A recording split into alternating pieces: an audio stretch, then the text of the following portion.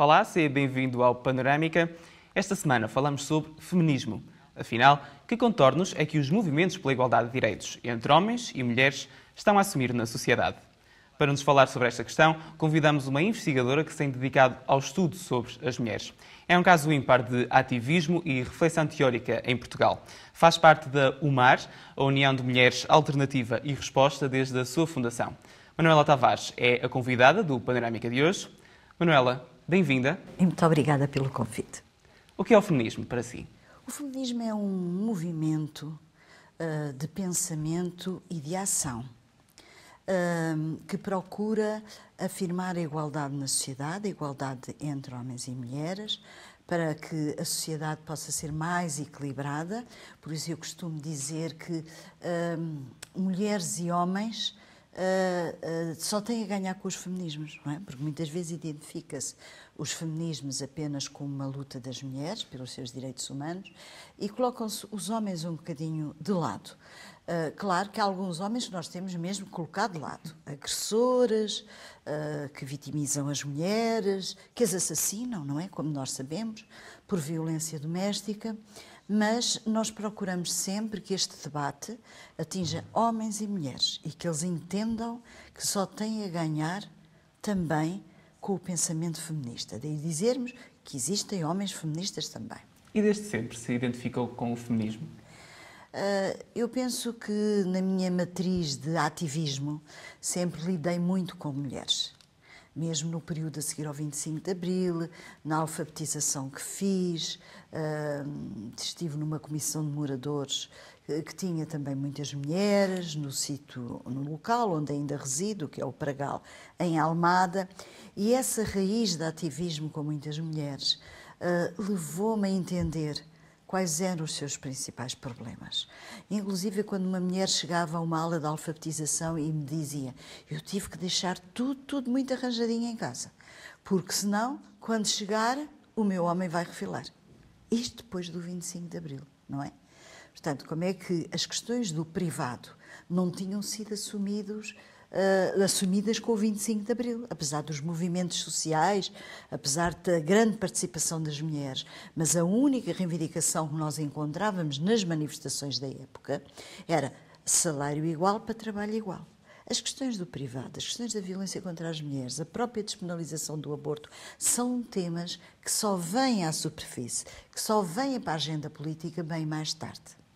E foi por isso que decidiu debruçar-se sobre o estudo do feminismo?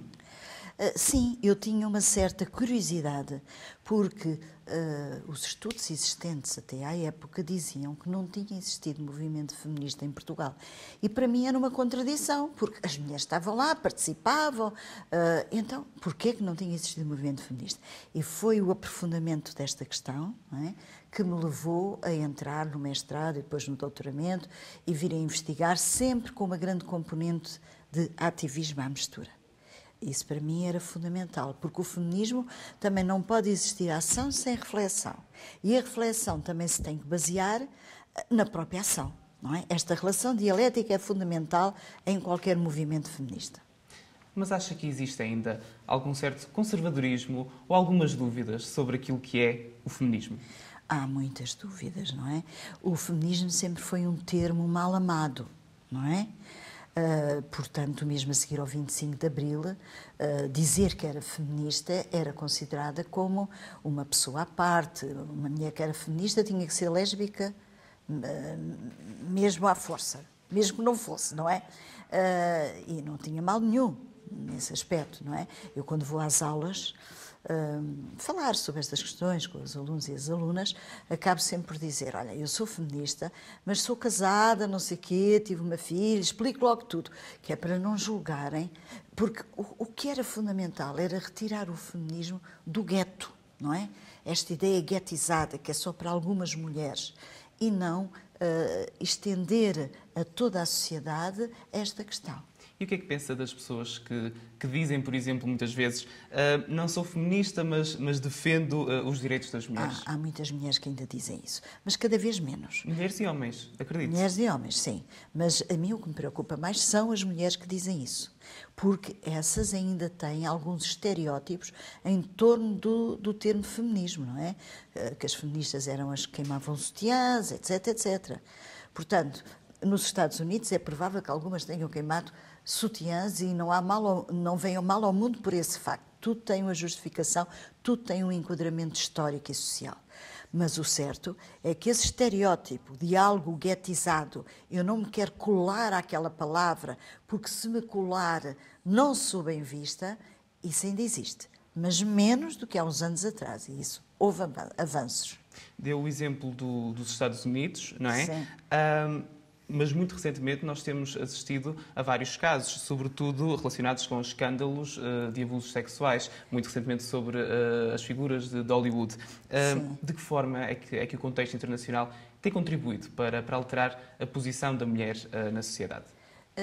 Esse movimento Me Too foi um bocado criticado por partir de figuras dominantes, estrelas de Hollywood e tal. Eu não o critico, porque é uma forma de chamar a atenção. Porque quando alguém começa a falar de um assunto, há outras mulheres que, não sendo as estrelas de Hollywood, mas que sofrem essas situações, ganham maior confiança para poder falar e para poder denunciar, o que é sempre muito difícil. Mas a contaminação, diremos, dos movimentos internacionais dentro de cada país é uma questão extremamente importante. A solidariedade feminista internacional sempre fez parte das lutas feministas desde o início do século XX, claro. Já estamos no século XXI.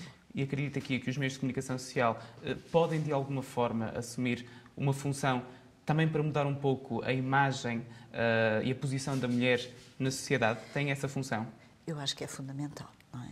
Não é por acaso que nós muitas vezes dizemos é preciso que novos jornalistas, homens e mulheres, possam assumir uma postura diferente perante estas questões na comunicação social. Porque muitas vezes na comunicação social só quem é que aparece?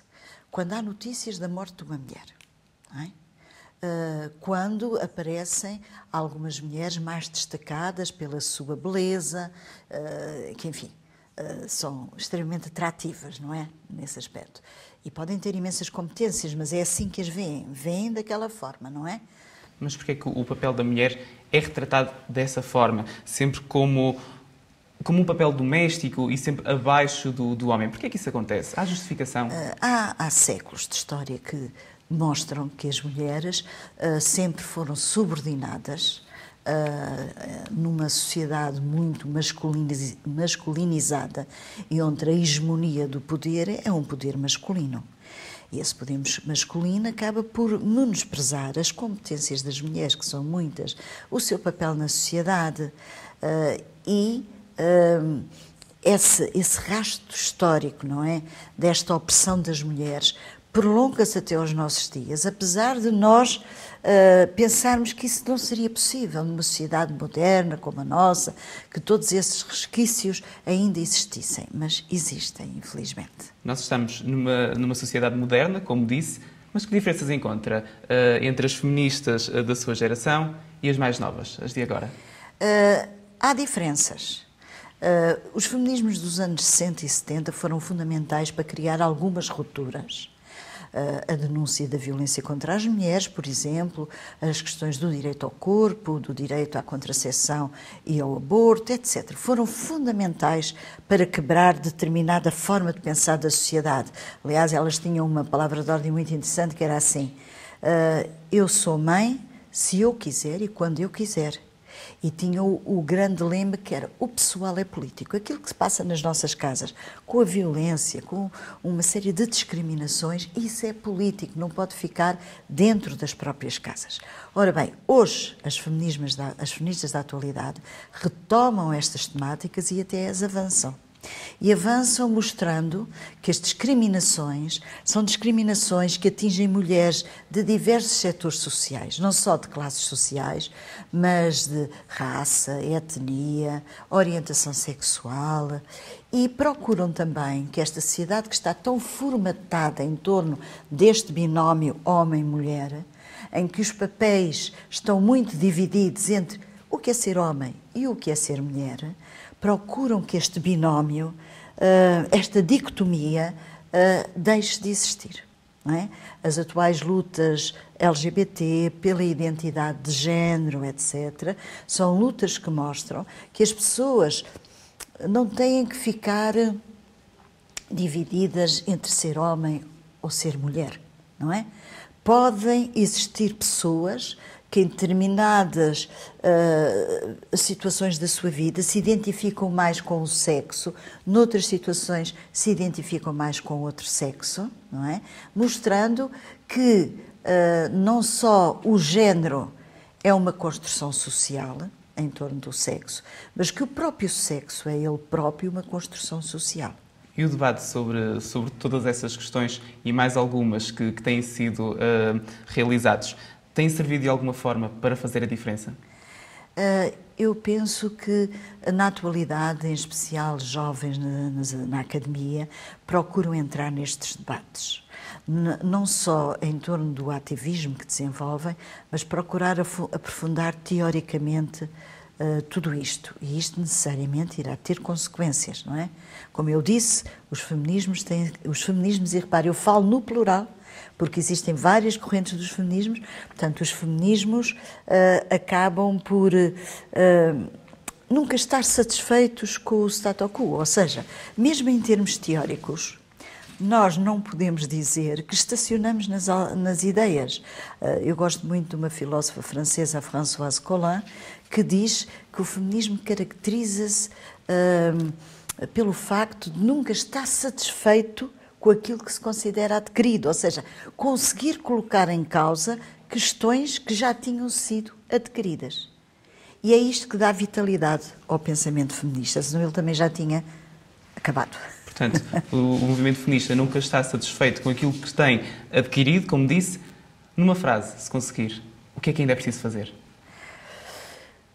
Muita coisa, é difícil numa frase, mas combater as discriminações existentes na sociedade, que são muitas.